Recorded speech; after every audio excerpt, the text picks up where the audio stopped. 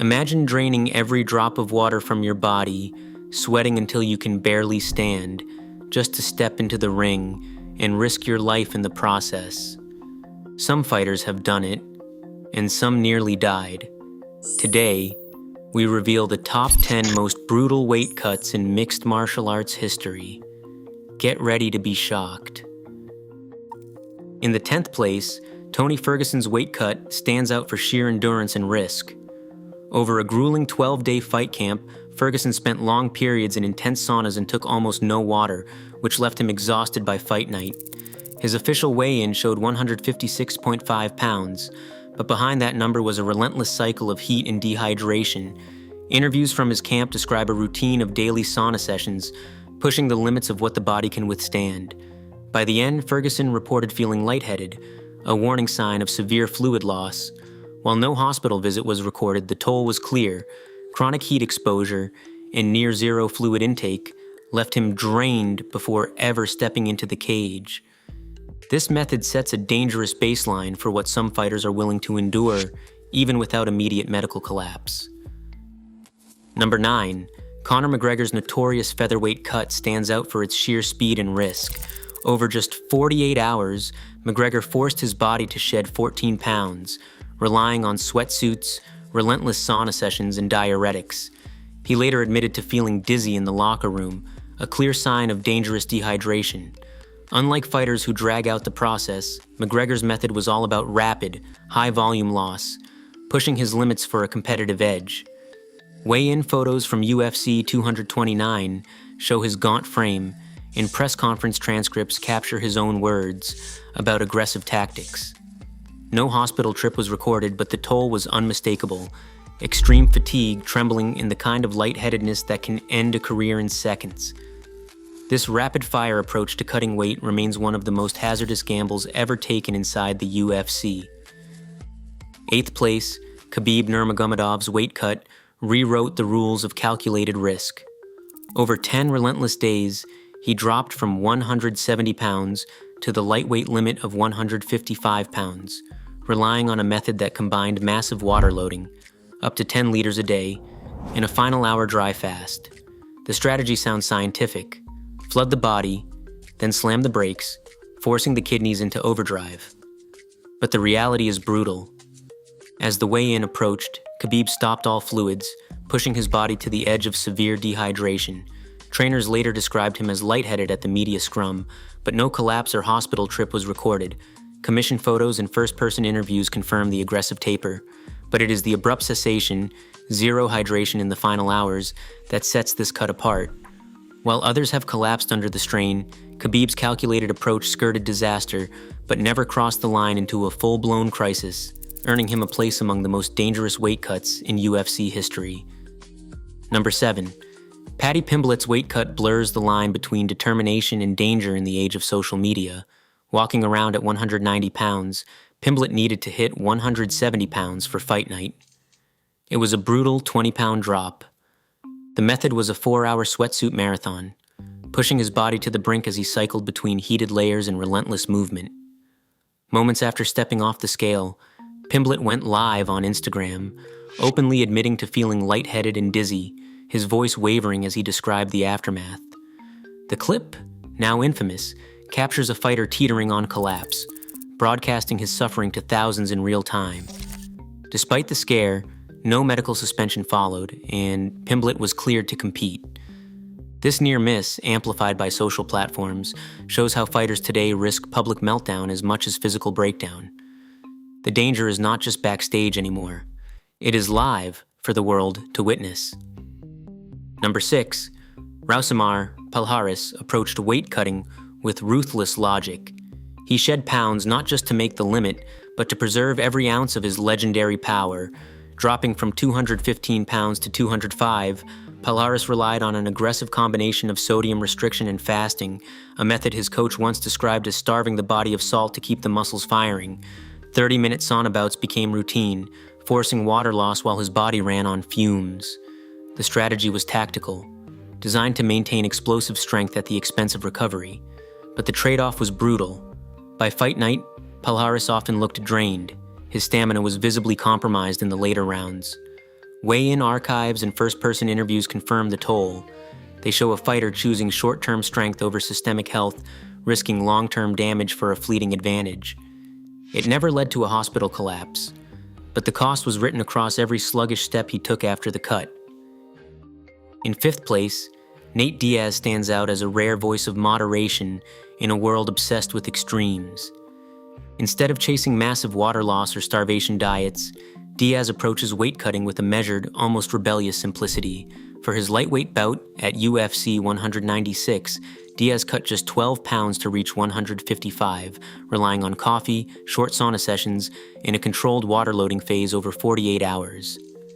In post-fight interviews, he said he felt only a bit woozy, a mild complaint compared to the dizzy collapses and hospitalizations that haunt other fighters. Analytics from his fights reveal an endurance edge, especially in later rounds, suggesting that fighting closer to natural weight can actually improve performance. Diaz's walk-off philosophy does not glamorize suffering. It exposes the risks others take by contrast. His method serves as a stark reminder that the sport's most dangerous tradition isn't a requirement. It is a choice, and sometimes a costly one. Number 4. Ben Askren's legacy is defined not by a single catastrophic event, but by the relentless grind of repeated, punishing weight cuts that chipped away at his career.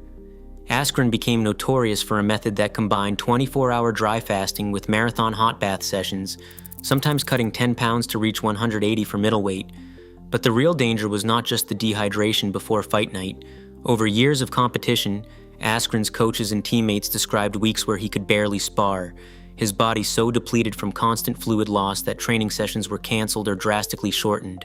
Interviews reveal a cycle: 4-hour saunas, skipped meals, and a body running on fumes before ever stepping into the cage. Weigh-in photos show a fighter drawn and hollow-eyed, and post-fight interviews hint at a man who felt completely drained, more often than not.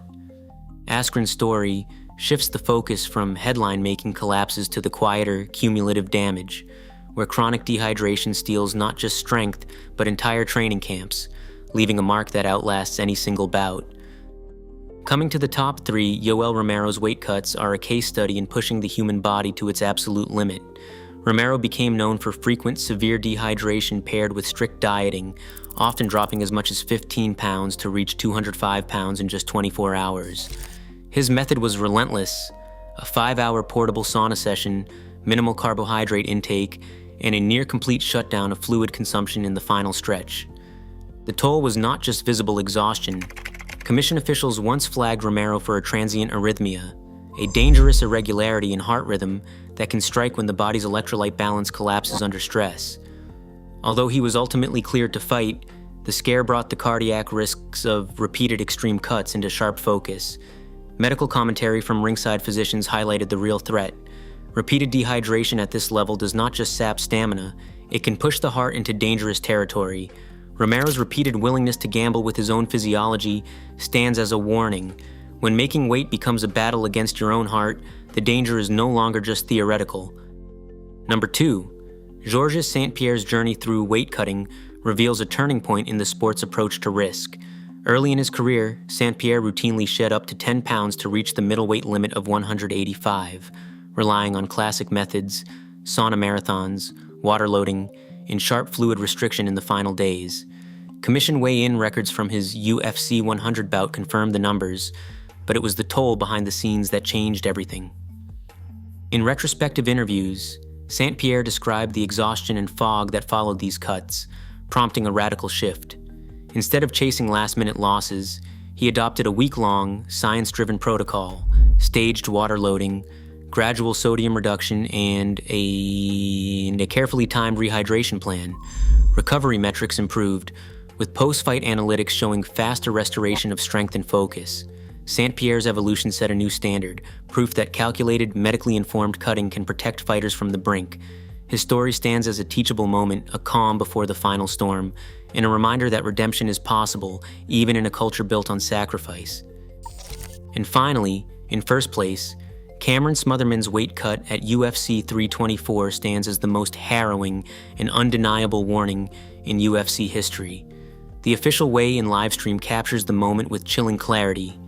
Smotherman, having just made 135.5 pounds, steps off the scale, his face drained of color, and within seconds his legs buckle. He collapses hard onto the stage, unconscious before officials can reach him. The footage raced across the internet, but behind the viral clip was a stark medical reality. Athletic Commission doctors rushed to his side, immediately recognizing signs of acute dehydration, eyes sunken, pulse rapid, skin cold. Paramedics transported him straight to the hospital, where he was placed under observation for syncope brought on by severe fluid loss. The Nevada State Athletic Commission issued a 30-day medical suspension, citing the risk of further complications if Smotherman returned too soon. In a statement from his hospital bed, Smotherman tried to downplay the ordeal, saying he genuinely did not cut very much weight for this fight and that he was not entirely sure what happened. Yet the commission's medical note tells a different story, a 10-pound loss in 48 hours achieved through sauna, sweatsuits, and restricted fluids, classic markers of a dangerous last-minute cut. Sports medicine experts point to this incident as textbook dehydration-induced syncope, where the body's blood pressure collapses and consciousness fails. No other case in UFC history combines live on-camera collapse, immediate hospitalization, and an official suspension. Smotherman's ordeal is not just a cautionary tale, it is the ultimate proof that for some fighters, the greatest danger does not come inside the cage, but on the scale. Across all 10 cases, one brutal pattern stands out. In MMA, cutting weight means risking consciousness, health, and sometimes life itself. Fainting, hospitalization, and near death are the hidden costs of chasing an edge. In this sport, the real fight often begins long before the cage. Like, subscribe, and hit the bell for more shocking stories.